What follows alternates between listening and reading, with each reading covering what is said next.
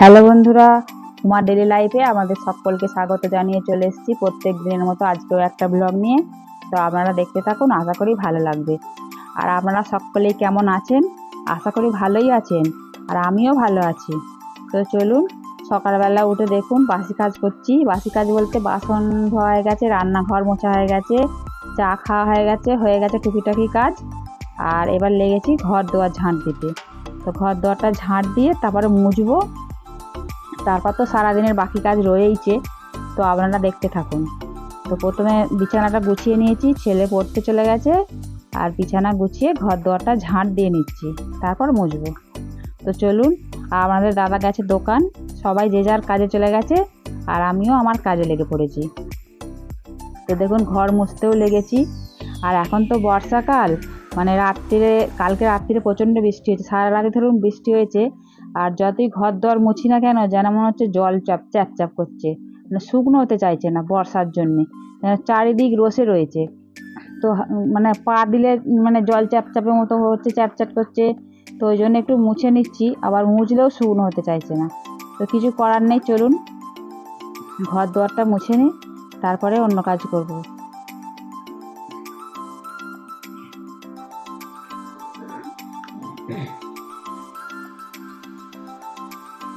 আর কদিন ধরেই আমার শরীরটা ভালো যাচ্ছে না, মানে একটু সর্দি মতো করেছে, জ্বর মতো ভাব, তো যেন কাজ করতেও ইচ্ছা করছে না।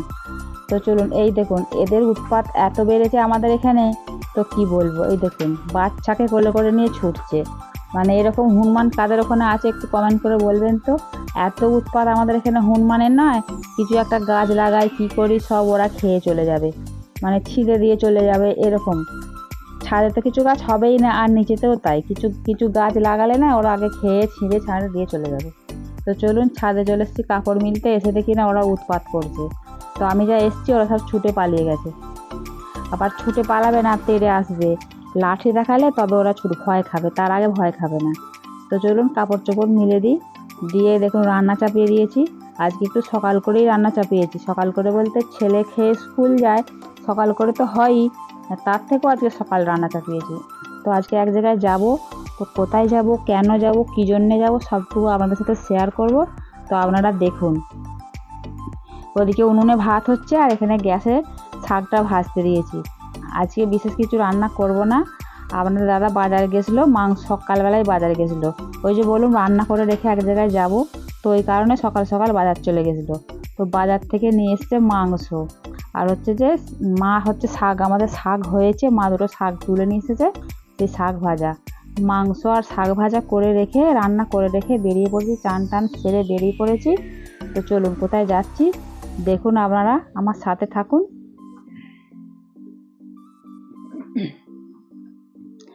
আমাদের দাদা আর আমি যাব।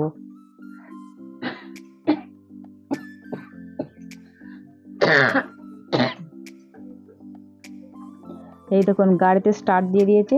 তো চলুন, আমার অপেক্ষাতেই ছিল, দোকান বন্ধ করে দিয়ে যাচ্ছি। এখন প্রায় ওই 11:30 12টা এরকম সময়। দোকান আজকে সকাল করেই দোকানটা বন্ধ করে দিয়েছি, কেন দরকার ছিল কাজ। এই দেখুন চলে এসেছি বাসনের দোকানে, বাসন কিনতে এসেছি। তো অনেক কিছু কিনবো, তো আপনারা দেখতে থাকুন। এই গামলাগুলো নেবো বলে দেখছি যে কেমন হবে গামলাগুলো। মানে দু রকম সাইজ আছে, ছোট আর তার থেকে একটু বড়। খুব বড়টা নেবো না, ওই মাঝারিটা নেবো। তো দেখছি, তো চলুন।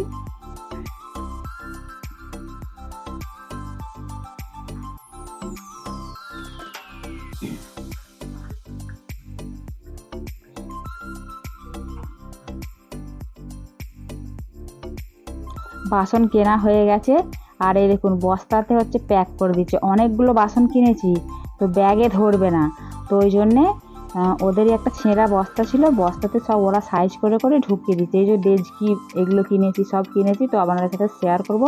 দেখুন কেনাকাটা করে বাড়ি চলে এসেছি। বাড়ি এসেছি মানে ওই 2:30 3টে এরকম সময়। তো আপনাদের সাথে আর শেয়ার করিনি। তো খেয়ে দিয়ে একবার শুয়ে পড়েছিলাম, ঘুম থেকে উঠে এই যে সন্ধ্যাবেলা দেখুন কী কী কেনাকাটা করেছি, তো আপনাদেরকে একটু দেখিয়ে দিই, আপনারা দেখতে থাকুন। একটা প্রেসার কুকার কিনেছি 6.5 লিটারের। এই প্রেসার কুকারটা 6.5 লিটারের প্রেসার কুকার। এমনি বাড়িতে রয়েছে 5 লিটারের আছে একটা, 3 লিটারের একটা আছে, আর এটা 6.5 লিটারের। আর একটা গ্যাস ওভেন কিনেছি, এই দেখুন। তো আমি কি ইউটিউবের টাকা থেকে এত কিছু কিনেছি? তো আপনারা দেখতে থাকুন। ইউটিউবের টাকায় কিনেছি আমি এসব? না, ইউটিউবের টাকায় আমি কিনিনি, কারণ আমি এখনও পেমেন্ট পাইনি।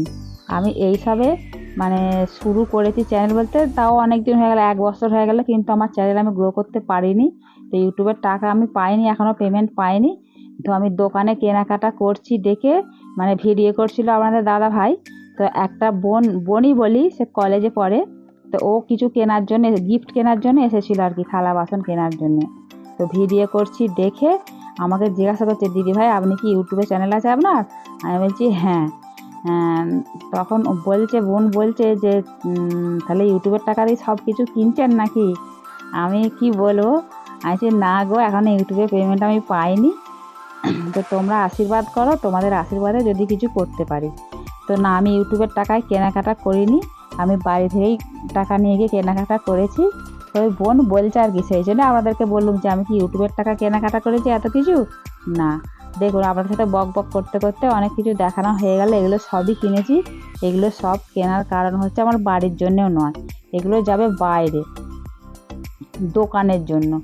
দোকানের জন্য এগুলো সব কেনাকাটা করেছি, দোকান মানে হোটেল যাকে বলতে হয়। তো এগুলো নিয়ে চলে যাবে ওরা। তো আমরা গেছিলাম কেনাকাটা করতে। তো এই পর্যন্তই আমার ভিডিওটা। আপনারা আমার পাশে থাকবেন।